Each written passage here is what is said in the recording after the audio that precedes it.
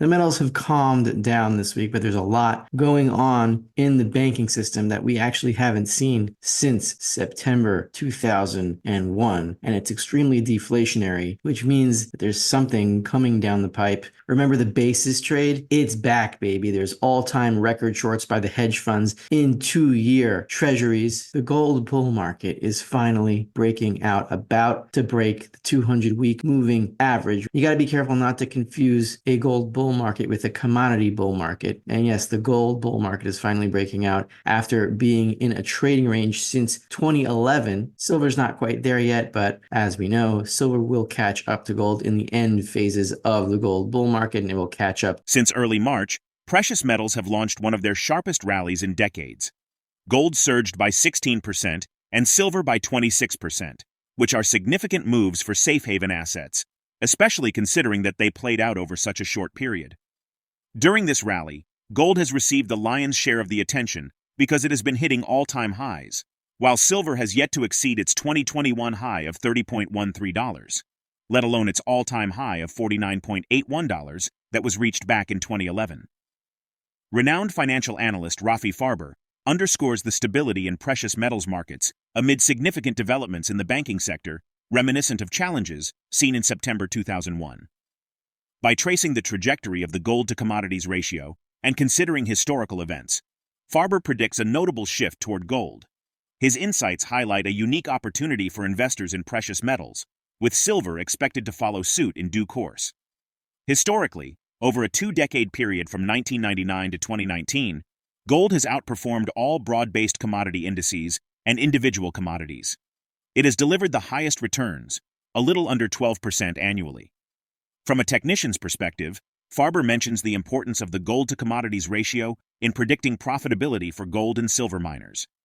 With the ratio poised to break the 200-week moving average, he anticipates the onset of a sustained gold bull market, likely catalyzed by recent global economic developments. Throughout the 1970s, gold's price in dollar terms rose more than tenfold, according to the World Gold Council. That beat consumer prices, which roughly doubled over the decade. Gold prices are 14% higher for the year, and that should be able to push up gold miners, though that has yet to be the case. However, less inflationary pressures on the horizon could eventually push miners higher, thereby increasing trade opportunities.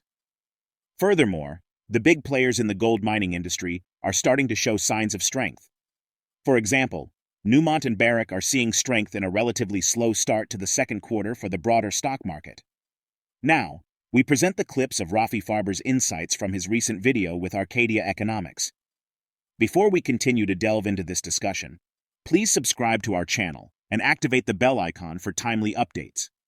I showed this chart 2 weeks ago. Something is happening here. This is gold relative to other commodities. It's important not to confuse a commodity bull market with a gold bull market. There's a reason that we are gold and silver stackers as opposed to, let's say, oil or natural gas stackers, though there could be natural gas stackers. I don't think that's particularly healthy. What we see here is the gold to commodities ratio, and basically it's been in a trading range since 2011, since the 2011 top here. And we see here that the bull market really began in 2008. This was the beginning of the destabilization of the financial system.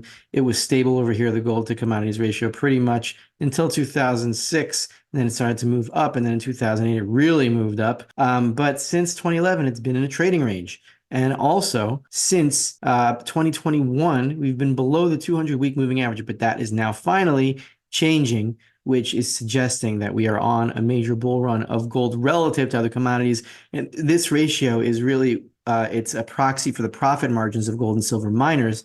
So the higher this ratio goes, the more profitable miners are. If we zoom in here, we can see that we are right on the cusp of breaking the 200-week moving average for the first time since 2021. This is a very rare event in gold markets. The 200-week moving average is at 8.11 here, the red line we see, and we are at 8.10. We're just about to break it. Let's see how rare this is. Well, this has happened about 3 times since 2008, when the gold to commodities bull market really started. So it happened once in 2014, at the end of 2014, and that looked like a gold bear market, but it was really a bull market relative to other commodities. It was a commodity bear market, but gold was falling much less. And here it happened again in 2019, though we had barely gone below the 200 moving average here. So if you want to count this, fine. If you don't want to count it, you don't have to. Technicals like this is more of an art than a science. And here we have, for the third time since 2008, we're breaking through the 200-week moving average. And once we break through that, I do believe we will be on a sustained bull market. You could call this a bull market, but what it really was a shutting down of the global economy for the best reasons ever in the world that nobody may ever dispute. But if we iron that out as just a little blip of insanity, we're about to embark on a gold bull market relative to commodities, and silver will, of course, follow. If we zoom in on silver, see what's happening here, silver relative to other commodities, we are at resistance here in the silver to commodities ratio of about 0.09.1. We're just below the 200-week moving average, so we're going to break through it. It's just going to take a little bit more time, and once we do, we should be in a silver bull market also relative to gold.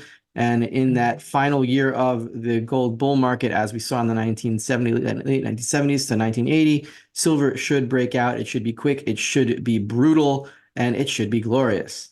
Despite Rafi Farber's analysis uncovering a troubling deflation trend in bank reserves and deposits, they emphasize the need for careful navigation due to stagflationary pressures.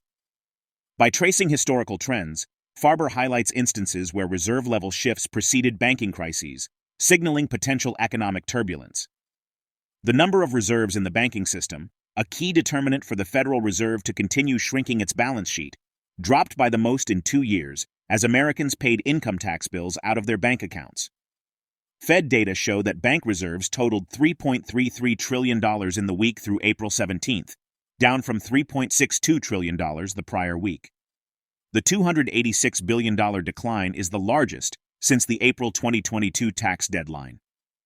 Farber pointed out a notable week-to-week decrease in bank deposits, illustrating his points with data, highlighting a staggering $133 billion reduction in 1 week alone. Let's get back to the interview.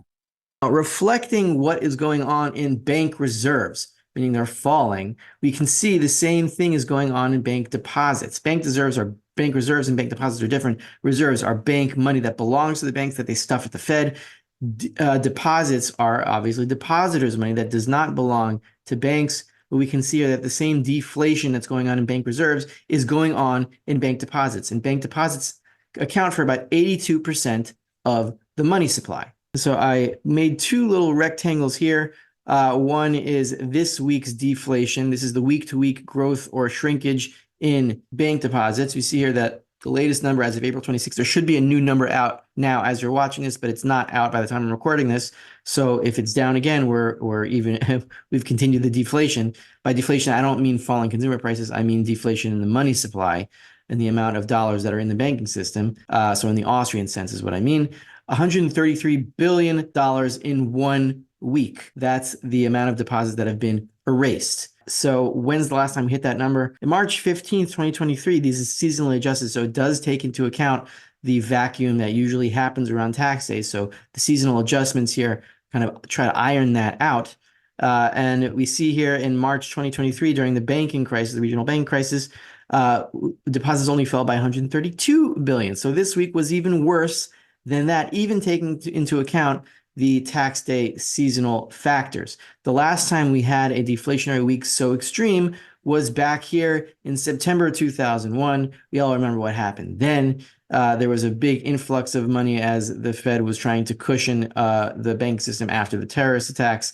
And then there was a big deflationary episode here. So that was the only time when we saw a greater deflationary week than what we just saw this past week. And who knows what the numbers are this week. You should know what they are. I encourage you all to look them up. Just look up deposits at Fred and you'll find them. This is banking reserves. Bank reserves are reserves that banks hold at the Fed. So this is really the liquidity line, how much extra liquidity banks need. Now, the higher the pyramid goes, the more liquidity that there is in the system, the more liquidity that is needed, because banks obviously make loans and therefore they need reserves to cushion against those loans, and they themselves go into debt. So the more reserves there are, the more reserves are needed, which is why I drew these two lines in. You see here, this is right before QE3 in 2012, and then QE3 brought us up to a new level of reserves just below 3 trillion. And then once we fell back to the pre-QE level of reserves, we hit a repo crisis, and that was in September 2019. So we see the same thing here. We hit a new level of reserves because of the crisis over here, which we don't want to talk about. And then we hit a high over here just as 2022 came into being. New Year's 2022, we hit a high. And then QT starts again. The Fed starts drinking its balance sheet. We head down to about $3 trillion, the previous line of where the new QE line stopped initially. And then we hit another banking crisis. This is around March 2023 over here. And so we're heading down again. We're going to zoom in a second. I'll show you how far we are from this new banking crisis line, which I assume is about $3 trillion. It's not going to be exactly then, and it's not going to hit exactly when we hit the line. We see here in the banking crisis of 2023, it took a few months for this line to be approached, for the banking crisis to be triggered. But it is around $3 trillion, and it will happen somewhere around there. If we zoom in, we can see here we are at $3.25 trillion. This number over here is about 3.585, if I remember correctly. So we're down about $330 billion in the last 3 weeks. We could hit the crisis line anytime, and there's no reason that we shouldn't, because we're still in QE, and even though the Fed announced that they are slowing down QT, but they are continuing it, and the slowdown will only happen in June. So we have another 4 weeks to fall another $252 billion to reach the $3 trillion crisis line. And then it should take a few weeks, maybe a few months, for the next crisis to be triggered somewhere in the repo market, somewhere in the banking system. I don't know exactly where it's going to hit, but it is definitely going to. Moving forward, it's clear that the precious metals markets and the banking sector are in for more ups and downs. Everyone's talking about the recent boosts in gold and silver prices, but there's still a lot of unpredictability ahead. How are you adjusting your investment portfolio in response to the evolving momentum of gold concerning other commodities and the banking sector? Drop your thoughts in the comment section below. If you find this video informative, don't forget to support our channel and turn on notifications to stay informed about our latest videos. See you in the next video.